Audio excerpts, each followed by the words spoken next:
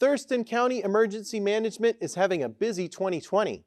The county started the year with flooding in the Nisqually River area, then a pandemic, and most recently, a wildfire season that's been the biggest in many years. Emergency Management Coordinator Vivian Eason is here today to give us some tips on how to best be prepared for a natural disaster. Hi, Vivian. Thanks for joining us today. Oh, good morning or afternoon, I guess. Whatever time it is, It is, whatever yes. time people are watching. I see Thank you. you're at the headquarters, at the emergency management headquarters. Is that what it's called? It's our Emergency Coordination Center Emergency out on Coordination Tilly Center. Road. Okay. All right. Well, September is National Emergency Preparedness Month. What does the community need to take into consideration when preparing for a disaster during a COVID-19 pandemic?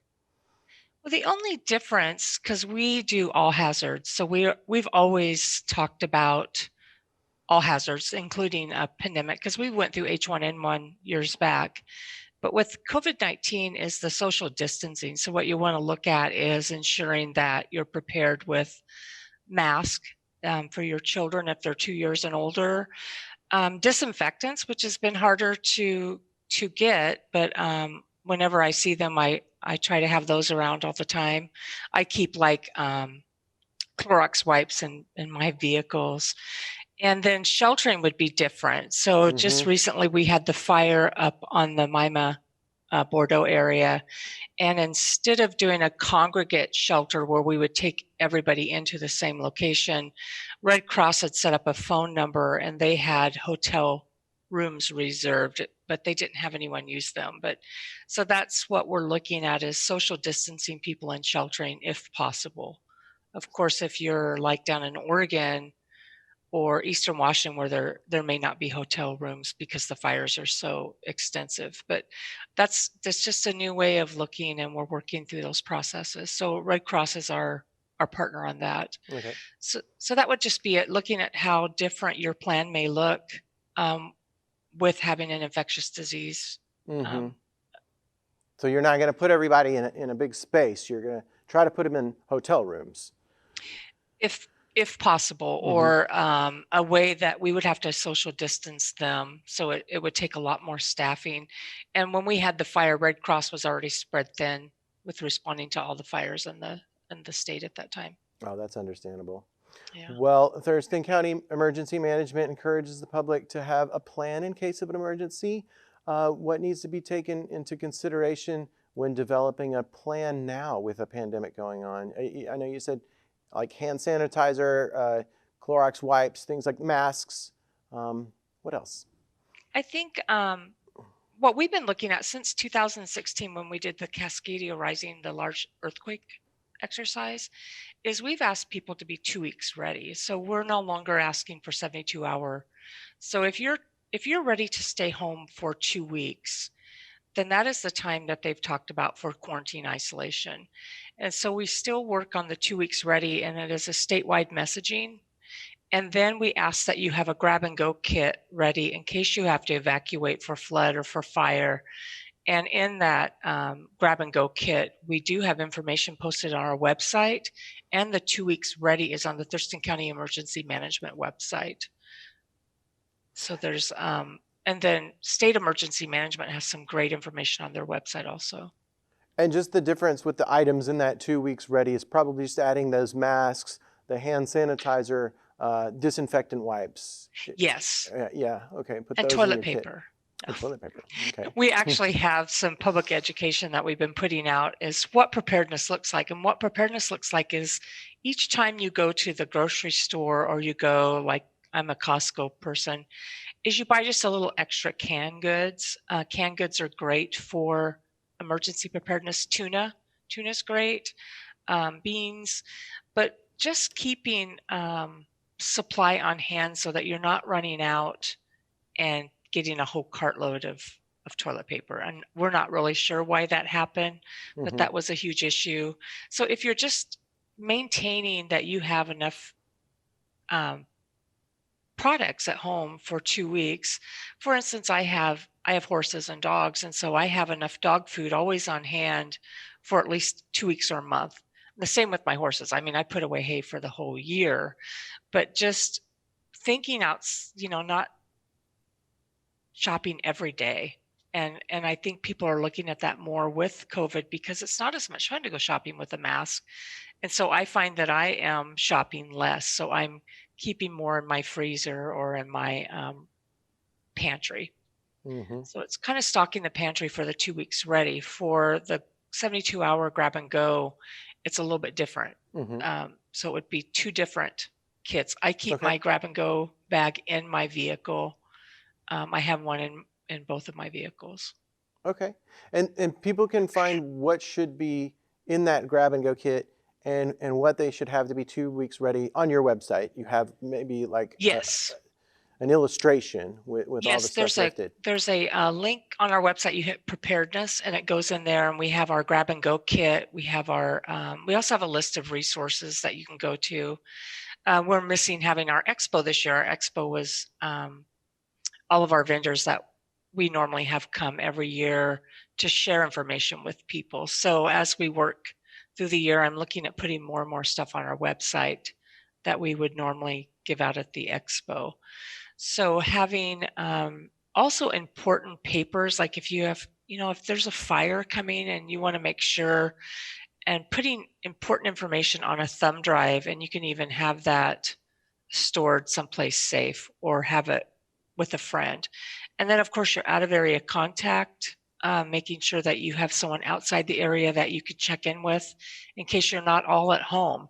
We had people frantically calling us because they couldn't reach people that were in the fire. And it's great if people can call and check in and have one person, one resource outside the disaster that you're checking in with, because it is for the last fire we had, it was very fast moving, very hot. And so people weren't even allowed to evacuate their livestock. So it was a stressful time. So just thinking, looking at the hazards that are in your area. So if you live in, for instance, a condo, it's a little different than me. I live on 10 acres in the prairie at Rochester, which is more prone to fires. Mm-hmm. So thinking about hazards in your area. If you live in a floodplain, it's different than someone who doesn't live in a floodplain. Mm-hmm. So. In the case of a disaster, well, you said something about having that person to check in with that's outside the area. Yes. And that's so important because you don't really anticipate that your cell phone might not work. We use that as a crutch, and we know, oh, I can just call, oh, I'll find out, but it might not work because cell towers may be down, or just the flood of people calling, right? And if you look at the outside, the out of area contact, text messaging sometimes will go through when a phone call won't go through, and that text message will at least go through eventually. Gotcha. And then there's the safe check-in websites, the safe check-ins that you can do on Facebook. Yeah. Red Cross has a safe, I think it's called Safe. I'm not sure exactly what it's called, but Red Cross will put that out. Like, for instance, during the hurricanes, I had an emergency management friend who couldn't reach his family for a week. And so it's kind of good if people would have checked in. And like, my sister lives in California, and so she's my out of area contact. So I can check in with her, and then all my family can check in with her to see if I'm okay, instead of all of them trying to call me when I'm in the midst of a disaster. Okay, that's a good plan. Yeah. And so during a disaster, if the residents are asked to evacuate their homes and they don't have a family member or close friend's house to go to, how should they proceed? When do they know they're going to need shelter, and how do they find it? What we set up is a reunification location. So we've had 2 fires in the last few years, and so we had them. At that time, we gave them a reunification location, and the lead for evacuation is the sheriff's department. And then they worked with the fire department to set up that, and they notified us where it was. And normally we would have had it inside, but because of COVID, we had to social distance, and the weather was fine. So people just met there, and then more information was put out to them. So a member of the fire department was there to greet them. Well, in October, you have Thurston County Flood Awareness Week, and that's coming up soon. Yes. What do people who live in flooding areas need to know? Well, right now, if you do not have flood insurance, now is the time to get flood insurance. There's a 30-day waiting period. Our flood bulletin should be going out soon, and that is mailed out to everyone that is in a mapped floodplain or a groundwater flooding area. So that goes out through the mail. It's our flood bulletin. We partner with our CPED, the Community Development, the Planning and Development Department in the county. And so we work together to put out information on there. And also sign up for TC Alert. TC Alert is a county-wide alert system. It's on our website. You sign up yourself because you need to make an account. And that also links you into Smart 911, where you can actually put in more personal information that is only appears on the 911 dispatch screen when a call comes from that phone number. So that's where you can put in if you have special needs or if there's somebody in your home that has special needs. And for people living in the floodplain is to be aware of those hazards. If you live in a floodplain and we have flood warnings coming out, flood watches coming out, knowing where to get the correct information. Social media, unless you're going to a trusted site like Thurston County Emergency Management, you may be getting bad misinformation is what they call it. And so know where to find the correct information. We have Thurston County EM has a Facebook, Twitter, and we're also on Nextdoor. We can go to specific neighborhoods and send out information on nextdoor.com, which is a private social media. It's gotten pretty popular in our county. Actually, my neighborhood is on Nextdoor, and it's kind of a local crime watch also. But knowing where to get information, if you're in a floodplain, being prepared to evacuate. And the waters come up pretty fast. We just had the Nisqually flood in January. So 2020 has been a busy month. You know, we had a flood, we've had COVID, we had a fire. And so just being able to get the correct information out to people in an emergent kind of situation. So TC Alert is our official emergency alert system in Thurston County. Is that where you can register your phone number and you can get text messages? Or do you automatically send these text messages out when there's an emergency? There's different ways to alert. Our best way is to have people subscribe, and we can send it to subscribers. You can choose to get it by email, text, phone call, or all. And you can send it to as many phone numbers as you want. You can also, we can also do it as a wireless alert, which is not our most favorite because it doesn't stay within the map zone. It depends on what cell phones are bouncing off the towers. Okay. So it hits the towers, but that's what we did for the fire evacuation. Okay. And there was people that got it outside the area, but it's better for more people to get it than less people. Right. So we have different ways, and it's all explained on that website as to the different. There's also the emergency alert system, which the one you see come over the TV, and we can also do that too. Okay. And that's also used by law enforcement for like Amber Alerts and such. So there's a lot. It gets better every year as technology improves.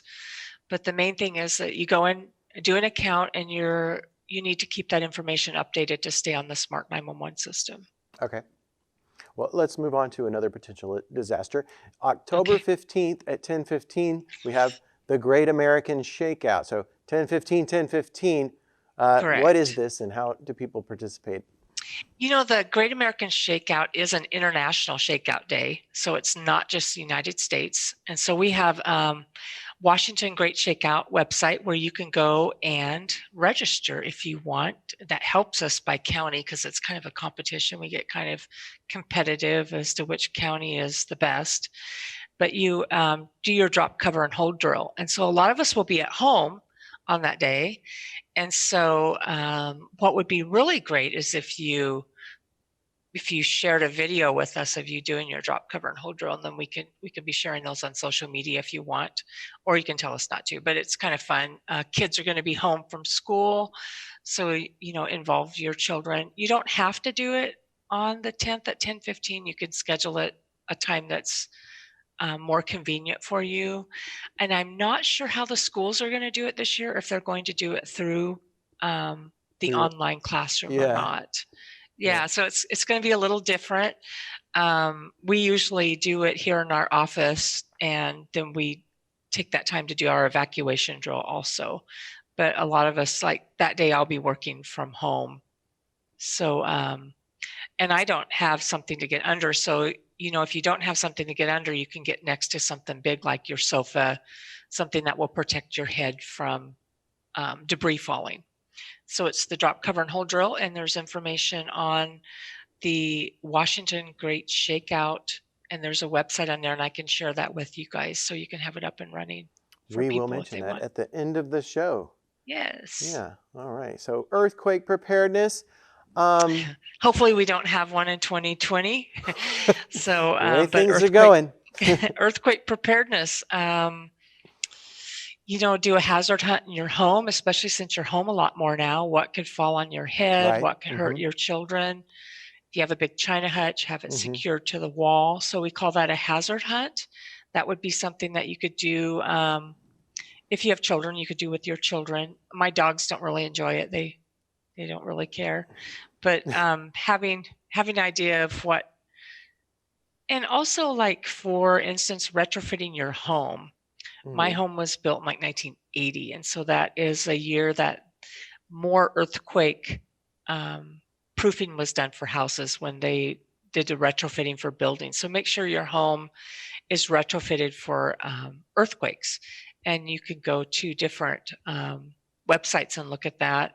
There's some Simpson Strong Tie has training that I was trying to bring into the expo, so maybe next year, to talk about different ways to bolt your house to the foundation if it's not.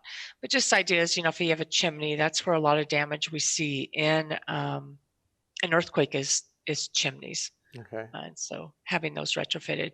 There is a great program that is really centered. Most of our training and exercising has always been centered on earthquakes because it's our most catastrophic event. But if you wanted to organize with your neighbors, it's called Map Your Neighborhood. And I didn't want to forget to mention that. That is a training that I will start doing over Zoom, because I can't have people come in to do that training anymore. So I'll be working on that. So maybe that's something we can partner on later too.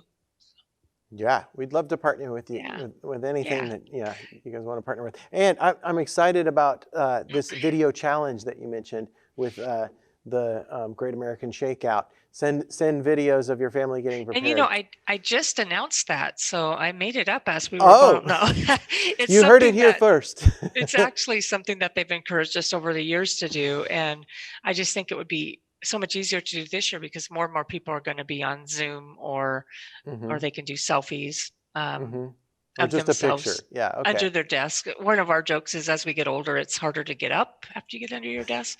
So there are ways, if you look at drop, cover, and hold, there's ways of doing that differently if you are in a place where it's harder for you to get up and down. So you can do protection in your chair, or if you have person with special needs, there's different ways that you can get prepared, and that's all on the Great Shakeout website. Excellent. All right. Well, thanks for taking the time to be with us. Is there anything else you'd like to add before we let you go? I think that's it. The most thing that I try to push is we can't alert you if we can't reach you. And most people do not have home phones anymore, so reverse 911 doesn't work. So we really want to be able to get information to you. So register for TC Alert, like us on Facebook, follow us on Twitter, and if your neighborhood is interested in Nextdoor, you can go to nextdoor.com if your neighborhood isn't already on Nextdoor. So those are it's just knowing where to find the correct information that's not rumors or misinformation, and that's what I always encourage everyone. And that smart 911 to get on there and put your information in. Definitely, and that was something that TCOM, our 911 center, purchased, and it's all part of the RAVE system, which is our TC Alert. Okay, excellent. Yeah. All right, well, thanks again. You're welcome. Make sure you have trusted sources of information. Go to thurstoncountywa.gov/em to find out how to be prepared for an emergency. Sign up for Thurston Community Alert and have your grab-and-go survival kit and your emergency 2-week supply kit ready. You can also follow them on Facebook and Twitter at Thurston EM. For help writing your emergency plan, please go to ready.gov.